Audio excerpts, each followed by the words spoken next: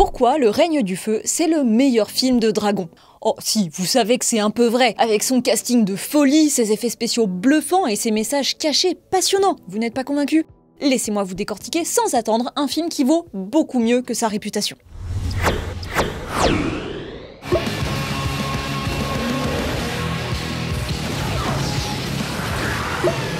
Salut tout le monde, c'est Judith, et si je reviens devant vous aujourd'hui, c'est parce que dans les commentaires de ma vidéo sur Cœur de Dragon, vous m'avez demandé, que dis-je, vous m'avez supplié de faire une vidéo sur Le Règne du Feu. Et même si Écran Large a déjà consacré une séance de ciné-club et un épisode de podcast à ce film, je m'exécute parce que moi, j'adore Le Règne du Feu et j'avais envie de remettre et d'approfondir un peu tout ça en vidéo. Pour les mécréants au fond de la salle qui ne sauraient pas ce que c'est, Le Règne du Feu, et moi, laissez-moi vous resituer un petit peu la chose. En 1996, deux braves inconnus sortis de nulle part et appelés Kevin Peterka et Greg Chabot unissent leurs forces pour écrire un scénario mettant en scène un monde post-apocalyptique ravagé par les dragons. Plutôt cool, non? Tellement cool que les deux petits jeunes réussissent à vendre leur scénario à Spyglass, comme rêveraient de le faire beaucoup d'aspirants scénaristes. Et de critiques cinéma sur YouTube qui ne sont finalement que des artistes ratés, comme chacun sait. Le projet n'est pas mis en branle tout de suite, néanmoins, puisqu'il faudra attendre l'an 2000 pour que Matt Greenberg, scénariste spécialisé dans les films d'horreur pas ouf, comme Les Démons du Maïs 3, Halloween 20 ans après, 1408 ou Cimetière, vienne apporter sa patte au script et permettre de lancer la machine. C'est alors Rob Bowman, qui est avant tout réalisateur d'épisodes de séries, mais qui était aussi connu à l'époque pour avoir réalisé le film tiré de la série X-Files, qui est choisi pour mettre en scène Le Règne du Feu. Si le nom de Rob Bowman ne vous dit rien, c'est peut-être parce qu'après Le Règne du Feu, il a réalisé Elektra en 2005, et après, à peu près plus rien. Mais bref, toujours est-il qu'à l'époque, c'est bien lui qui prend les rênes du projet, pour lequel il va bien devoir choisir un casting. Pour comprendre quel type de rôle Rob Bowman doit caster, je vais rappeler un peu l'histoire du film. Évidemment, énorme alerte spoiler à partir de maintenant, et pour le restant de la vidéo, vous êtes prévenus. Le Règne du Feu commence en l'an de grâce 2008. C'est-à-dire un futur proche à l'époque où le film est sorti, dans le monde que l'on connaît, avec un jeune garçon appelé Quinn qui rend visite à sa mère dans un chantier souterrain en plein Londres. Sur le chantier, Quinn s'aventure dans une mystérieuse grotte qui vient d'être découverte par les ouvriers. Mais voilà-t-il pas qu'à l'intérieur de cette grotte, dont les parois ont quand même une texture chelou, Quinn fait la rencontre inopinée d'un dragon. Un dragon qui va avoir tôt fait de se frayer un chemin jusqu'à la surface, massacrant un peu tout le monde au passage, y compris la pauvre mère de Quinn. Ensuite, flash forward à grand renfort de voix off et de coupures de journaux et de pages de livres qui se tournent, on nous raconte que le monde a basculé dans l'apocalypse suite au réveil de dragons millénaires enfouis sous terre depuis la nuit des temps, et qui auraient déjà été responsables à différentes époques de catastrophes comme l'extinction des dinosaures. Qui veut voir un film de guerre entre les dinosaures et les dragons ? Bon, je fais vite, mais après ça, on a la découverte du monde post-apocalypse à travers le quotidien d'une petite communauté anglaise qui subsiste dans un château au milieu d'un paysage de cendres, et la dite communauté est gérée et protégée par Quinn, devenu grand et musclé, et tout le monde fait de son mieux pour survivre tout en se protégeant des attaques de dragons. Tout ça jusqu'à ce qu'un jour, une bande d'Américains, eux aussi très musclés et bien arrogants, dirigés par un certain Denton Van Zandt, se pointent et essayent d'imposer leurs lois. Leur but, se servir des effectifs de Quinn pour exterminer les dragons. Quelques guerres d'ego, patates dans la tronche et scènes de chasse plus tard, l'anglais et l'américain arrivent à marcher main dans la main pour aller jusqu'à Londres faire la peau aux dragons mâles, grâce à qui l'espèce survivait. Après une traque étonnamment courte et le sacrifice modeste et discret de Van Zandt, la fine équipe fait la peau au roi des dragons et tout le monde rentre à la maison pour gentiment s'affairer au réarmement démographique. Pour revenir à cette histoire de casting, tout le défi de Rob Bowman était donc de caster évidemment les bonnes personnes pour les rôles de Quinn et de Van Zandt. Deux mecs qui en imposent mais que tout oppose, qui se tiennent tête sans que l'un écrase l'autre. Pour le rôle du héros, les producteurs auraient voulu quelqu'un comme Arnold Schwarzenegger ou Sylvester Stallone. Proposition que Rob Bowman refuse tout net. Faut dire que Schwarzy et Sylvestre, c'est pas le profil idéal pour incarner la tradition britannique face à l'ingérence américaine.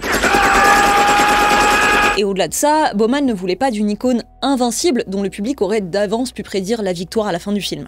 Le réalisateur tient, en réalité, à engager Christian Bale, qui tourne déjà depuis longtemps mais qui est encore méconnu du grand public. À l'époque, l'acteur sort du tournage d'American Psycho et est en train d'enchaîner avec Equilibrium. Et vous savez ce qui est le plus incroyable là-dedans? C'est que ce sont deux films auxquels j'ai personnellement consacré des vidéos sur cette chaîne. Comme ça, vous savez d'office quoi aller voir une fois cette vidéo terminée. Et après, vous êtes abonné à la chaîne, bien sûr. Bref, au départ, Christian Bale n'est pas trop sûr de vouloir faire le film, pour la simple et bonne raison qu'il trouve le scénario un peu pété, mais Rob Bowman se bat pour le convaincre en lui disant qu'il a bien conscience des problèmes de l'histoire et qu'il les améliorera. On reparlera d'à quel point c'est réussi ou pas. Bale finit donc par accepter, et il ne reste plus qu'à trouver qui sera Van Zandt. Et là, c'est le drame. Parce que le rôle est proposé à Matthew McConaughey, un peu plus connu que Bale à l'époque, en tout cas manifestement puisque son nom apparaît au générique en premier, ou alors il a fait un caca nerveux pour que ce soit le cas, j'en sais rien. Et Matthew McConaughey, à part son rôle dans Contact, c'était plutôt un acteur de comédie, puisqu'il a été vu dans Un mariage trop parfait ou Comment se faire larguer en 10 leçons par exemple. Et quand je raconte ça, je pompe éhontément l'article que Geoffrey a consacré au film sur le site, n'hésitez pas à aller le lire et à aussi vous abonner au site au passage. Donc en fait, quand cette opportunité se présente, il veut le rôle. Il veut ce rôle de gros bonhomme bien badass, bien chauve, bien tatoué et bien barbu, qui va en faire un héros de film d'action et de drame shakespearien en même temps. Presque. Il s'est tellement battu qu'il a obtenu ce rôle et qu'à partir de ce moment, il a voulu que Rob Bowman et le reste de l'équipe ne l'appellent que par le nom de son personnage et le traitent comme son personnage, de jour comme de nuit, à la ville comme sur le plateau. Et ce, pendant l'entièreté du tournage, histoire d'être vraiment impliqué de A à Z dans ce personnage tellement profond et subtil. Quelle flemme, je vous jure. D'ailleurs, il était tellement impliqué que dans la scène de bagarre avec Queen, il a décoché un véritable coup de boule à Christian Bale, qui n'a pas dû faire beaucoup d'efforts pour jouer l'étourdissement après ça. Mais bref, force est de constater que l'opposition des deux acteurs et des deux personnages, si elle n'a pas dû être toujours simple à gérer sur le plateau, elle rend quand même vachement bien à l'écran. En tout cas pour qui est capable de garder une once de sérieux devant le cabotinage vraiment abusé de McConaughey. De Van Zandt, pardon. Ah oui, et il y a Gerard Butler aussi dans le film. Mais il n'y a pas grand chose à dire sur lui ou sur son personnage, donc bah voilà, il est dans le film. Pareil pour Jack Gleeson, vous savez, le méchant roi Joffrey de Game of Thrones. On le voit très petit parmi les enfants, comme on le retrouvera un peu plus tard dans Batman Begins d'ailleurs. Côté personnage féminin, on a la chouette mais très courte intervention d'Alice Cridge dans le rôle de la mère de Queen au début du film, et on a la brave participation d'Isabella Scorupco dans le rôle d'Alex, la blonde de service qui va servir de très vague love interest et de pas grand chose d'autre.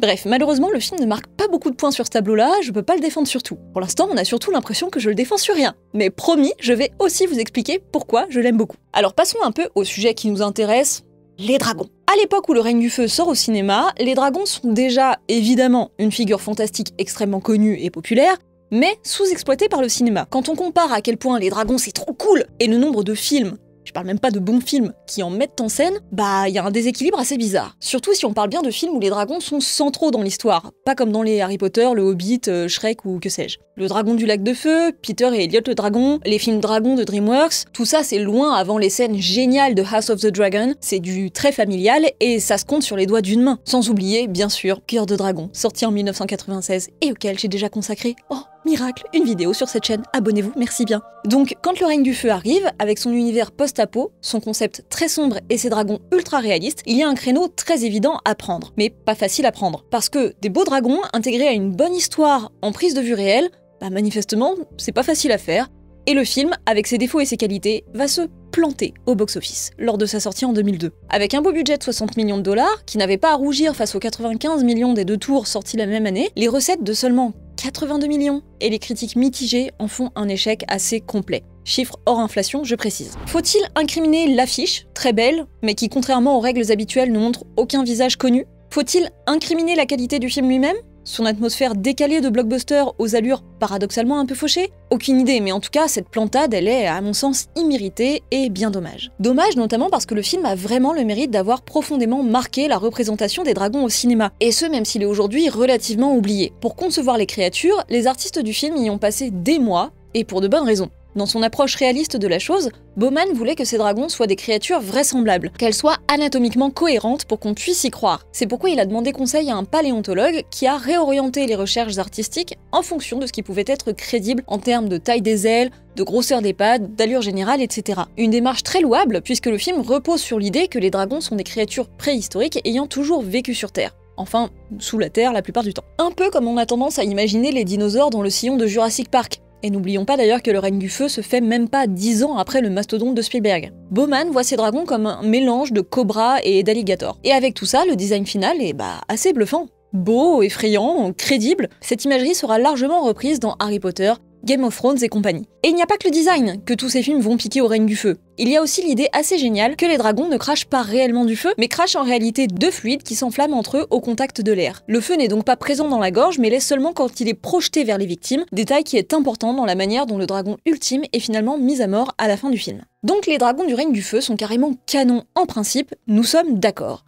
Le problème, c'est qu'il a fallu les créer entièrement numériquement, la plupart du temps, et parfois ça pique. Je ne parle donc pas des scènes qui montrent le cadavre écrasé, filmé avec une superbe maquette, mais bien des plans qui abandonnent toute logique de dissimulation et de suggestion pour montrer des bestioles pleine face en plein jour. C'est pas du tout mal fait, mais ça reste limite pour des séquences aussi éclairées que les effets numériques ont fait vieillir prématurément. En plus, en ne se basant pas sur des maquettes en dur et en essayant d'adapter un peu la taille de leurs dragons en fonction de chaque décor, les responsables des effets spéciaux ont un peu envoyé balader toute cohérence d'échelle. On a l'impression que les dragons ne font jamais la même taille, et tout au long du film, on peine à voir la différence entre les petits dragons femelles et le très gros mâle, alors qu'à la fin, quand on les met côte à côte, tout à coup la différence devient vraiment énorme. C'est dommage parce qu'avec un peu plus de rigueur sur l'échelle et la spatialisation des dragons dans les séquences qui les concernent, le film aurait vraiment pu faire monter en grade ces scènes d'action. Mais à part ça, malheureusement, y a pas que ça qui fonctionne moyennement. Parce que le film souffre de pas mal de problèmes qui peuvent justifier son échec. J'ai déjà parlé du personnage féminin nul et du cabotinage de Matthew McConaughey, mais je suis bien obligée de souligner aussi l'écriture très bancale du scénario, sans même se poser la question de comment ces Américains sont arrivés jusqu'en Angleterre avec des chars d'assaut dans un monde post-apocalyptique. Dans l'épisode de podcast qu'on a consacré au film, vous pouvez constater que mes estimés collègues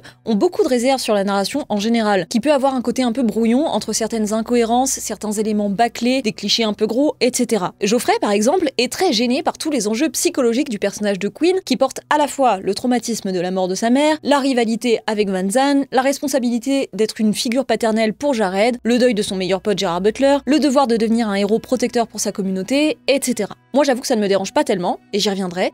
En revanche, on est tous d'accord pour dire que ce qui pêche beaucoup, c'est le climax. Tout le passage final qui amène nos trois protagonistes à Londres pour tuer le dragon mâle n'est pas mauvais en soi, mais il n'est malheureusement pas à la hauteur de la promesse. Non seulement ça ne représente qu'une toute petite partie du film, quand on s'attend à un défi bien plus énorme et fastidieux à relever que ça, mais ce n'est pas du tout le spectacle qu'on était en droit d'attendre. On nous présente Londres comme une ville ravagée, littéralement infestée de dragons, puisque c'est leur nid. Or, le combat ne concernera finalement qu'un seul dragon. Ensuite, le dit combat se déroule essentiellement à terre, dans une arène réduite, à la spatialisation douteuse, et ne profite presque pas d'être à Londres pour utiliser la ville. Pas d'utilisation de célèbres monuments en ruine, pas de course-poursuite claustro dans les couloirs du métro, pas de bataille sur la Tamise, et pas d'utilisation non plus de toutes les caractéristiques et facultés de combat des dragons qui nous ont été expliquées pendant le film, et qui n'interviennent à aucun moment dans ce passage. Bref, ce soi-disant grand climax boude éhontément tous les éléments qui auraient pu rendre cette séquence franchement épique, au lieu de se reposer principalement sur Matthew McConaughey qui hurle avec sa hache et un dragon en CGI trop éclairé. C'est d'autant plus dommage que ça rappelle le début du film, lui aussi un peu gâché par l'apparition du dragon dans la cage d'ascenseur. Super image sur le papier, mais qui souffre là aussi de CGI un peu bof, et surtout d'une mise en scène complètement ratée de la mort de la mère de Queen. Qu'est-ce qui se passe exactement au moment où le dragon écrase la cage ?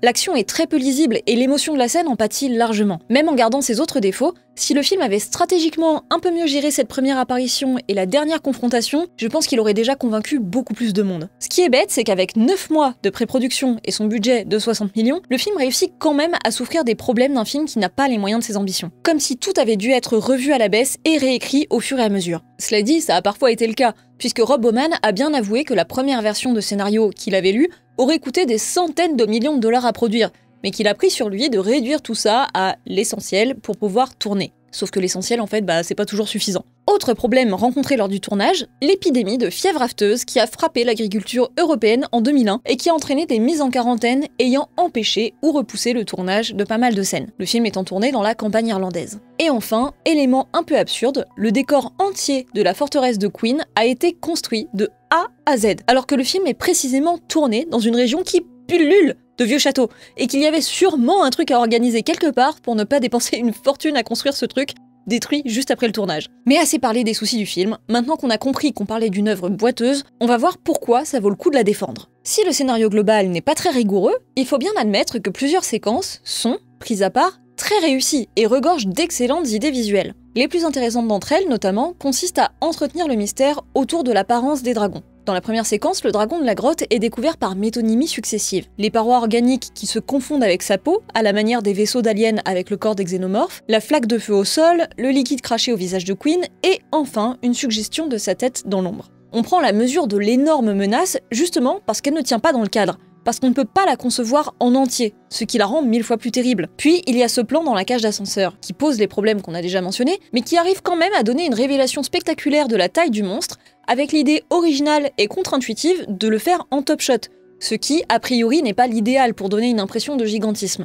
Mais ça marche pour deux raisons. L'abstraction créée par la fumée, qui nous pousse à imaginer quelque chose de plus concevable et donc de moins énorme, et aussi parce qu'avant que Queen ne descende dans le souterrain, on a un plan qui introduit très bien à quel point ce conduit est immense, élément qu'on a donc en tête au moment où le dragon apparaît. Peu de temps après, on a une nouvelle séquence assez balèze avec l'attaque du dragon femelle sur le champ de tomates. Ce que j'adore, c'est la façon dont le réalisateur va annoncer la présence du dragon sans le montrer. Ça commence avec ce plan qui suit harmonieusement le vol d'un oiseau dans le ciel, et pas n'importe quel oiseau, un rapace d'une certaine taille, donc le genre qui n'a pas peur de rien. La caméra suit son mouvement avec fluidité jusqu'à ce que l'oiseau s'arrête d'un coup dans sa course quand il aperçoit ce qu'il y a derrière la colline, et que nous on ne voit pas. Il rebrousse vite fait chemin en piaillant, et la caméra interrompt aussi le mouvement pour venir se fixer sur la réaction du personnage qui comprend ce que ça veut dire. Le fait de filmer ça en un seul plan, sans couper, ça décuple la puissance de ce mouvement de caméra, qui fonctionne parce qu'il incarne en lui-même une harmonie qui est brisée, et parce qu'il crée un lien direct, en temps réel, entre ce qu'on voit et la manière dont ça impacte le personnage. Ensuite, il y a ce plan, où un tout petit bout de la crête de la colline est aperçu, au loin, entre deux rangs de tomates. Deux cailloux se mettent à rouler sur les flancs rocheux, et c'est le début de l'enfer. Cette manière de réduire la crête à un tout petit espace dans le plan, ça permet d'isoler l'élément inquiétant, à savoir les cailloux qui roulent, et donc de lui donner toute une importance et une signification qu'il n'aurait pas eu autrement. Et ça renforce encore l'idée que le plus effrayant, c'est ce qu'on ne voit pas, et qui ne rentre pas dans le cadre, qui ne peut pas être contenu dans notre champ de vision réduit de pauvres petites proies qui se planquent. Ensuite, il y a l'arrivée du dragon. Là aussi toujours à demi masqué par la fumée et les plans filmés au travers de la végétation. Encore une fois, on laisse place à l'imagination, on souligne dans un même temps le côté intouchable et gigantesque du dragon, et l'impression de piège qui se referme sur les personnages. Passons à une autre séquence très cool, celle de la chasse au dragon menée par les Américains. Van Zandt et sa bande vont montrer un peu de quoi ils sont capables à la communauté de Queen et pourchasser un dragon dans le ciel, tandis que ceux qu'ils appellent les archanges vont se jeter dans le vide avec des filets pour empêtrer les ailes de la bestiole et la faire s'écraser au sol. Là encore, Rob Bowman mise sur la suggestion en utilisant les nuages dont le dragon surgit de façon inattendue. Non seulement tout le concept de cette chasse dans les airs est assez génial, mais la mise en scène utilise constamment le mouvement de la chute et l'abstraction des nuages pour donner à la scène un ton complètement fantastique, tout en respectant toujours le cadre réaliste du film. Et tout comme pour l'apparition du dragon dans la cage d'ascenseur au début du film, le mouvement et l'image sont dans la verticalité, du ciel vers le sol. Quelque chose de plutôt original en termes de course-poursuite. Ça ajoute un certain suspense parce qu'on sait que sous ces nuages, et on ne sait pas sous quelle couche de nuages, le sol approche et que les voltigeurs peuvent s'écraser à tout moment. C'est d'ailleurs ce qui arrive à l'un d'entre eux, distrait par le dragon derrière lui, et qui voit tout à coup le sol arriver en face de lui alors qu'il est déjà trop tard. La bonne idée, c'est de rester concentré en plan serré sur son visage pour nous faire oublier, à nous aussi, le reste du décor, et de couper ensuite, d'un coup, sur l'écran radar d'Alex, au moment de l'impact, pour ajouter quelque chose de très froid et de très impersonnel à sa mort injuste. C'est finalement plus fort que si on l'avait vu s'écraser en direct. Notez d'ailleurs la façon dont Rob Bowman répond, avec ce plan, au plan de l'oiseau que j'ai mentionné plus tôt. Là aussi, au lieu de voir le sol, on voit surtout le dragon derrière le voltigeur qui s'arrête dans sa course et qui rebrousse chemin pour nous faire réaliser avec une certaine ironie dramatique la tragédie qui arrive. Bref, tout ça est assez génial. Alors même si je comprends pas trop comment les voltigeurs peuvent se laisser tomber du ciel pendant 5 minutes, comme s'ils avaient sauté à 20 km d'altitude, et comment l'un d'entre eux, dont c'est littéralement la spécialité, peut être surpris par le sol, comme s'il ne savait pas qu'au bout d'un moment, si tu sors pas ton parachute, bah c'est ce qui arrive. Mais bref. Je voulais vous parler de ces quelques scènes pour vous dire que Rob Bowman, derrière sa caméra, il réfléchissait quand même vachement bien à ce qu'il faisait. Et que même si l'écriture et les effets spéciaux ne sont pas toujours à la hauteur, ben le travail de mise en scène, lui, il est quand même aux petits oignons. Maintenant, je voudrais revenir sur les thématiques du film et tout ce qui fait que je trouve que, en dépit de ses côtés un peu bas du front, Le Règne du Feu a plein de choses passionnantes à dire. Et ces choses, elles passent notamment par la réécriture de la légende arthurienne qui infuse tout le film. Je ne vous apprends rien, la légende arthurienne, c'est un ensemble d'histoires écrites à différentes époques et par différents auteurs comme Chrétien de Troyes au XIIe siècle, qui racontent les aventures du roi Arthur et des chevaliers de la Table Ronde. Selon moi, dans Le Règne du Feu, Queen est une sorte de réinterprétation du roi Arthur. Et je ne dis pas ça seulement parce que c'est ce que dit ironiquement le personnage de Gerard Butler. Oh, he's a dragon slayer. Oh, good. I suppose that makes you King Arthur, does it? Il faut savoir que selon la légende, Arthur meurt, ou est grièvement blessé selon les versions, lors de la bataille de Camlann, au cours de laquelle il affronte son fils Mordred, ou se bat à ses côtés, là aussi ça dépend. Suite à ça, Arthur est conduit sur l'île d'Avalon auprès de sa sœur Morgane la Fée, qui doit le soigner, le ressusciter, prendre soin de son corps, bon on sait pas exactement. Mais en tout cas, la légende dit qu'Arthur renaîtra un jour de ses cendres pour de nouveau protéger et guider les Anglais comme une sorte de messie. C'est quelque chose qui s'appelle l'espoir breton et qui existe toujours plus ou moins aujourd'hui, même s'il est censé avoir été brisé plusieurs fois au cours de l'histoire. Toujours est-il que pour moi, ce que raconte le règne du feu, c'est exactement ce retour du roi Arthur. Arthur était d'ailleurs appelé Pendragon, un titre celtique qui veut dire chef dragon. C'est pas pour rien si, alors que l'apocalypse est survenu à l'époque moderne, le seul bâtiment dans lequel Queen et sa communauté ont trouvé à s'installer, c'est un château fort, et non pas une base militaire, un bunker ou je ne sais quoi. C'est une sorte de Camelot, elle aussi renée de ses cendres, dans un paysage de cendres, précisément, et qui est le lieu d'une nouvelle mythologie fondatrice pour ce qui redeviendra le peuple britannique. Et cette mythologie va être sans cesse construite en opposition à une sorte de dérive moderne incarnée par les Américains. Le personnage de Gerard Butler dit d'ailleurs que la seule chose pire que les dragons, ce sont les Américains, dont on apprend qu'ils ont largement participé à la destruction de la planète avec leurs méthodes de combat dévastatrices. Tout le film va jouer sur la dichotomie entre tradition britannique et modernité américaine. Entre tradition et modernité. Comment tu sais? What the fuck? Et va évidemment critiquer l'ingérence américaine sur un territoire anglais. C'est l'éternelle opposition entre un pays qui a le pouvoir mais qui n'a pas d'histoire et celui qui n'a pas de pouvoir mais qui a une histoire. Une idée qui est subtilement symbolisée dans ce plan qui vient placer le gros canon de Van Zandt devant et au-dessus de la forteresse toute petite dans le fond du cadre. La forteresse médiévale incarnant à elle toute seule l'héritage historique du pays, menacé par une certaine américanisation belliqueuse. Ça se voit aussi dans tout ce qui va caractériser les deux communautés. Les Anglais vivent donc dans un château médiéval, dont la vigie est tenue par un aigle, et Queen qui se déplace à cheval, tandis que les Américains ont des motos, des chars d'assaut, et surtout des hélicoptères. Pour revenir à la légende arthurienne, ce qui m'intéresse, c'est que tout ce qui va concerner cette opposition, puis cette alliance entre les Anglais et les Américains, est filmé avec un poids, une dimension dramatique, quasi mythologique, qui donne une impression d'historicité à tout ce qui se passe. Ça se voit dans la manière dont est introduit le premier hélicoptère, par exemple, qui surgit par surprise comme si c'était un dragon, et embouche un coin aux Anglais, mais aussi dans ce très beau plan qui montre Queen descendre de cheval dans un cadre émaillé de braises qui volent. Ou encore celui-ci qui montre Queen méditer dans une chapelle envahie de bougies. Ou celui-là qui voit le cheval de Queen déambuler en ombre chinoise parmi les tombes qui se détachent sur un fond embrasé. Tous ces plans, qui sont nombreux dans le film et qui pourraient paraître anodins, reprennent en réalité subtilement des codes de récits chevaleresques,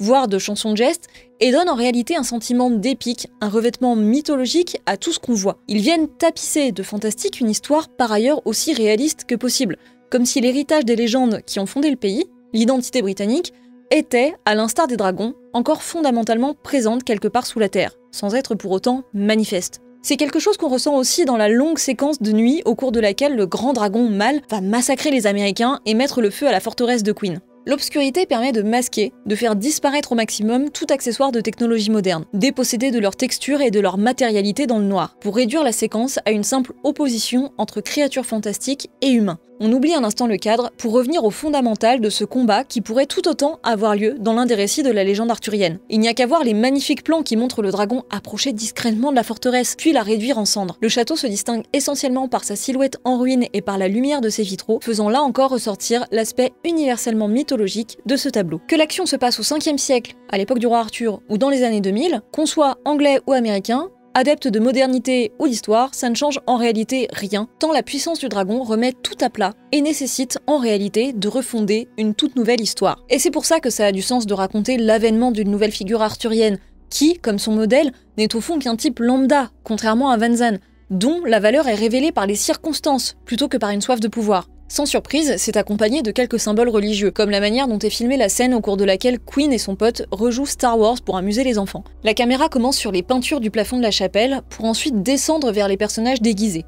En une image, on a la rencontre de la tradition religieuse anglaise et de la pop culture américaine, finalement réunies dans un même mouvement de communion et d'espoir. N'oublions pas aussi le moment où Queen, après l'attaque de la forteresse, va enjoindre les enfants à prier. Ses mains, positionnées comme celles d'un prêtre ou d'un roi guérisseur, conduisent la caméra dans un halo de lumière, donnant encore une fois au geste simple de Queen une dimension symbolique qui dépasse complètement le simple humain qu'il est. Tout comme le roi Arthur, Queen est favorisé par le destin et la force des choses qui en font, presque malgré lui, ce fameux Messie, tant attendu et face auquel Van Zandt finira même par s'incliner. Alors forcément, quand on veut faire porter des enjeux pareils à un seul personnage, ça fait beaucoup. Et à mon sens, si Queen est encombrée de beaucoup de choses, entre la mort de sa mère, son fils adoptif, son amourette nulle, sa rivalité avec Van Zandt, etc., c'est parce que le film essaye de reproduire, consciemment ou non, tous les éléments qui font un héros arthurien dans les récits qu'on connaît. Parce que le roi Arthur, si on essaye de tout raconter en une seule histoire aussi, c'est très compliqué. Entre son amitié puis la rivalité avec Lancelot, la guerre contre son fils Mordred, sa possible aventure incestueuse ou relation compliquée avec Morgane, le désamour de Guenièvre, l'amitié avec Merlin, la table ronde, etc.,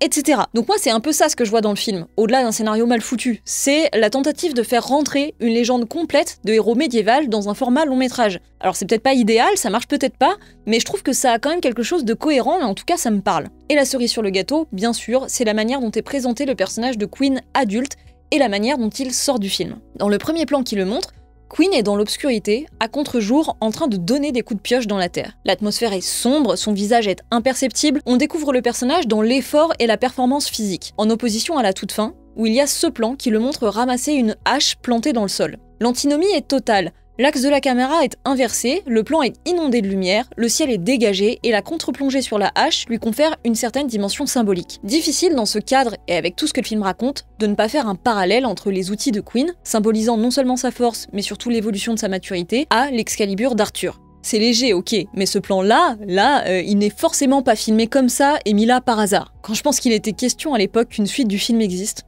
heureusement que ça n'a pas été le cas parce que je pense qu'on aurait complètement perdu ce côté fresque, chanson de geste gravée dans le marbre qui donne son ton si particulier au film. Bref, on pourrait continuer à faire des parallèles avec Arthur pendant longtemps, mais il faut bien que je m'arrête un jour. Je résumerai en disant que pour moi, Le règne du feu, c'est avant tout le récit d'un espoir mythologique face à l'adversité, qui s'adapte encore étonnamment bien à notre époque, et qui est finalement raconté avec une intelligence et un talent insoupçonnés. Le film brasse autant les angoisses modernes du vieux continent que les valeurs ancestrales et les mythes fondateurs de la Grande-Bretagne, en essayant d'en tirer un discours cohérent, d'unité et de paix, évidemment, comme l'auraient souhaité ces braves chevaliers de la table ronde. Maintenant, je me demande si vraiment, le jour où la Terre se fera cramer par les dragons, on assistera au retour du roi Arthur, attendu depuis plus de 15 siècles. En attendant, on pourra toujours vivre cet apocalypse dragon au travers du jeu vidéo catastrophique tiré du film, hein. Ou pas. Vraiment. Et si les dragons ça vous passionne, n'hésitez pas à aller jeter un œil sur la vidéo critique de Mathieu consacrée au remake du film d'animation Dragon. Et moi je vous dis, mesdames et messieurs, à bientôt. Stop.